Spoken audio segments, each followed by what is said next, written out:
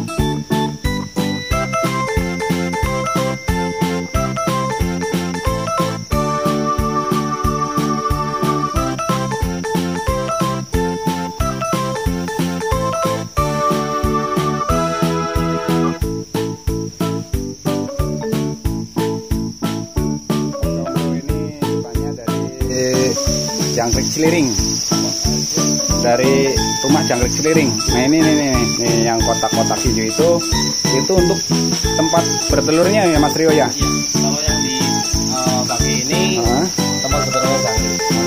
Cuma ini kan prosesnya udah indukan mau akhir, mau habis. Kemudian ini bertelur terus mati, bertelur mati. Oh berarti indukannya itu kalau sudah bertelur berapa kali itu Mas Rio? Sekitar 7 kali ya. 7 kali? Cuma kan ini kan satu kotak ini kan umurnya pasti nggak sama. Jadi sistem itu gantian. Yang telur 3 hari, sudah 3 hari mati, 3 hari mati. Ini kan satu kotak ini sekitar 7 kali angkatan telur.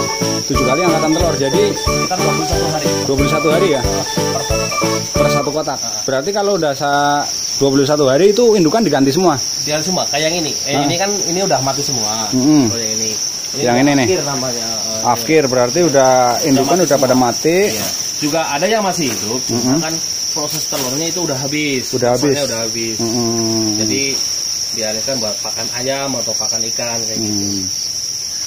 Berarti ini akan proses penggantian indukan ya? Iya, proses itu yang di depan udah ada, sudah diganti indukannya, udah disiapin lah. Oh berarti yang di depan tadi itu bakal salon indukan ya? Salon indukan. Nah ini kalau untuk proses peneluran itu berapa hari Om Rio? Ini sistemnya kan kalau yang di kandang lain ini 3 hari. 3 hari panen telur? 3 hari dibaki, diangkat, terus ditaruh di ember atau di karung juga bisa. Nanti 3 hari di karung itu 3 hari, 3 hari terus langsung diproses, langsung diayak telurnya, disaring. Oh disaring ya? Air, iya. Kalau ini berarti hari ini belum masa panen ya? Belum masa panen? Belum. Sekitar 2 hari lagi itu proses penyaringan telur. Penyaringan telur. Ini udah ada yang di itu? Udah ada yang diangkat. Ini kan masih campur pasir. Oh ini berarti telur jangkrik masih campur pasir ya? Jadi belum diproses ayak ya? Berarti ini nunggu berapa hari Om Rio? 3 hari. 3 hari. Berarti dari situ di kandang kotak 3 hari. Kandang peneluran 3 hari. Di sini 3 hari. 3 hari. Nah terus kan besoknya lagi ini kan semisal di sini udah 3 hari, langsung diayak pakai air, dipisahkan antara pasir dan telurnya kan udah otomatis misah. Proses pasir udah di bawah, kalau telurnya itu di atas pasir, bukan di atas air. Bukan di atas air ya? Bukan. Kalau telurnya itu di atas pasir, cuma udah misah sama pasirnya ya. Baru nanti disaring. Dikeringkan, dikipas bisa, dikeringkan lewat mesin cuci juga bisa. Terus berikutnya kalau udah kering langsung ditaruh di kantong, ditimbangin, di kantong sekitar 3 hari baru netes. Sekitar 3 hari baru netes, berarti ini proses udah diayak bersih baru diantarin ke mitra ya? Ke mitra 3 hari netes. 3 hari netes, terus langsung proses panennya itu kan sekitar Kalau umur normal itu 28 hari, 20 hari itu bisa dipanen. Maksimal itu umur 30 hari, 32 udah harus diangkat. Udah diangkat ya, berarti maksimal 32 hari harus diangkat. Harus diangkat. Kalau lebih itu udah berganti bulu. Caranya udah berbulu kan buat pakan para kecomannya itu kan udah nggak bisa. Berarti harganya udah turun ya? Turun. Kan nggak laku. Nggak laku ya? Masuknya lagi ke indukan lagi kayak gitu. Oh, berarti kalau yang 32 hari nggak dipanen, nggak laku dijual itu buat indukan lagi? Indukan lagi. Berarti sistemnya muter terus ya? Muter terus. Jadi ini kan prosesnya kayak gitu. Jadi saya kasih telur ke mitra, nanti hasil panennya diangkut. Nah terus alhamdulillah ini dalam 1 bulan itu saya harus ada telur minimal itu 40 kilo sampai 50 kilo telur. Itu 1 bulan? 1 bulan. Jadi saya prosesnya kan per 3 hari sekali. Saya itu harus ada telur 4 kilo sampai 5 kilo per 1 hari. Per 1 hari? Per 3 hari. Per 3 hari? Per 3 hari itu harus ada segitu. Nah kalau di sini kan diambil rata-rata panen telur 1 kilo ada yang bisa panen 1 kuintal, ada yang 80 kilo, ada yang 50 kilo. Itu tergantung perawatan dan rezeki seseorang mitra itu berdikari di peternakan. Nah, berarti kalau untuk telur 1 kilo itu hasilnya kira-kira jadi berapa kilo Om Rio untuk jangkriknya? Iya itu bisa 1 kuintal, bisa 80 kilo, bisa 50 kilo. Tergantung cara perawatan, terus sama pakan. Kan masalah pakan itu ada yang pakai pur yang bagus, ada yang pakai pur standar, ada yang pakai pur yang di bawah rata-rata kayak gitu. Jadi masalah pur itu wajib buat memaksimalkan hasilnya ya. Itu purnya biasanya pakai pur apa Om Rio? Kalau saya sih pur kandang ayam itu bagus. Pur ayam? Pur ayam. Wajib pur ayam. Kalau yang di toko itu juga ada yang harganya sekitaran 350 ke atas itu udah tergolong bagus. 1 karungnya ya? 1 karung. 50 kilo. Oh, berarti itu untuk pakan jangkrik pembesaran itu pakai pur ayam ya? Pakai pur ayam. Itu cuman pur ayam doang apa ada campuran lain? Kalau yang wajib itu pur, sama yang buat minumnya jangkrik itu bisa semprot, terus sama dedaunan rumput-rumput itu wajib. Oh berarti biar ada embun gitu ya? Ada embun itu juga rumputnya itu kan buat minum jangkrik. Terus purnya itu berfungsi untuk pembesaran. Berarti ini ada tiga kandang indukan ya? Iya indukan. 3 kandang indukan.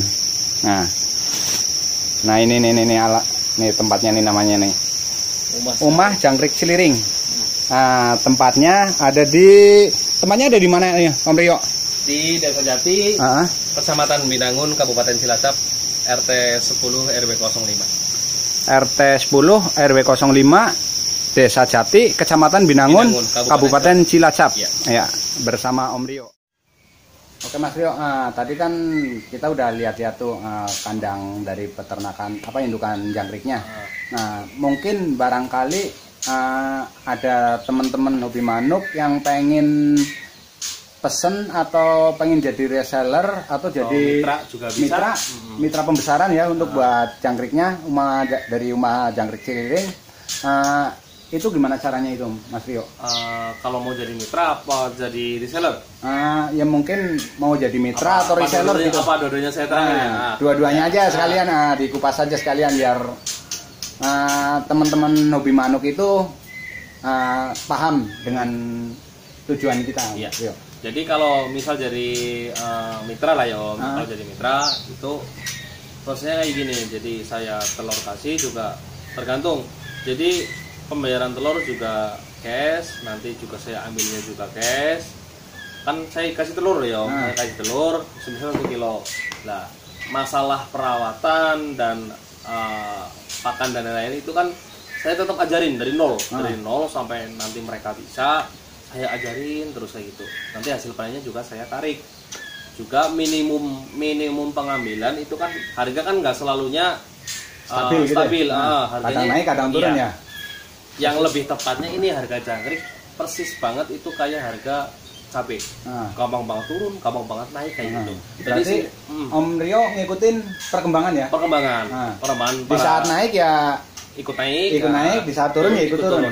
Tapi masih tetap standar harga normal. Kalau saya kan ini prosesnya ngepul ya Om, bukan reseller. Jadi ngepul pasti kalau misalkan kok ada reseller datang ke tempat si mitra saya, semisal itu pasti harganya lebih tinggi daripada saya. Cuma reseller kan kemampuannya itu nggak seberapa ya, maaf, bukan mengecilkan reseller. Cuma reseller kan itu paling kapasitasnya berapa. Kalau saya kan nggak terbatas. Semisal dalam satu hari itu panenan 1 kintal, entah 2 kintal, itu mesti saya tarik semua. Oh, berarti telur misalnya masuk 1 kilo itu jadinya berapa? Tarik sama Om Rio tarik semua ya? Tarik semua. Jadi sampai bersih ya? Iya, sampai bersih. Jadi kan kalau reseller kan itu ada keterbatasan. Semisal cuma ordernya 20, jadi panen cuma 20 kilo. Kalau saya kan adanya seberapa, saya tarik semua. Kayak gitu. Berarti dari telur 1 kilo sampai hasil panenan habis, Om Rio tarik semua ya? Tarik semua. Itu juga kan saya kan ada kontrak minimum. Dalam arti itu kalau semisal kalau jangkrik kan untuk tahun 2020 sampai sekarang ini kan harganya selalu merosot. Merosot. Ada yang dari temen, entah dari bandar lah ya, bandar-bandar jangkrik itu ada yang nggak pakai patokan atau harga kontrak minimum pengambilan harga. Kalau saya itu ada, kalau minimal panenan jangkrik itu 13.500 per 1 kilo. Per 1 kilo. Minimal itu kalau jangkrik lagi bener-bener nggak laku, banget banyaknya kapasitas. Tapi cuma nggak kapasitas di grup saya doang ya Mas. Di semua grup kayak gitu. Nah, itu untuk buat mitra ya. Kalau buat reseller itu gimana caranya, Om? Reseller itu, kalau reseller kayak gini Om. Jadi reseller itu saya saya longgarkan, saya beri apa itu namanya ya? Ya semacam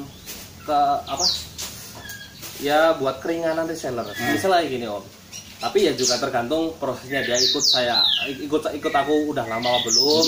Yang satu kan kepercayaan, yang kedua itu semisal kayak reseller itu, misal kok orderannya itu ada 50 kilo, sedangkan mereka kok duitnya cuma ada buat bayar 30 kilo, nggak masalah, bawa dulu. Jadi kasarnya itu reseller buat barang dibawa dulu, nanti besoknya setoran kayak gitu. Berarti misalnya seperti ini Om, kalau reseller itu kan berarti tinggal ngambil terus setor ke kios pakan burung ya. Berarti ngambilnya ke tempat Om Rio atau ke mitra langsung? Ke saya dulu. Berarti hubungin Om Rio. Iya, ada prosesnya. Ada prosesnya. Berarti hubungin Om Rio dulu, ketemu.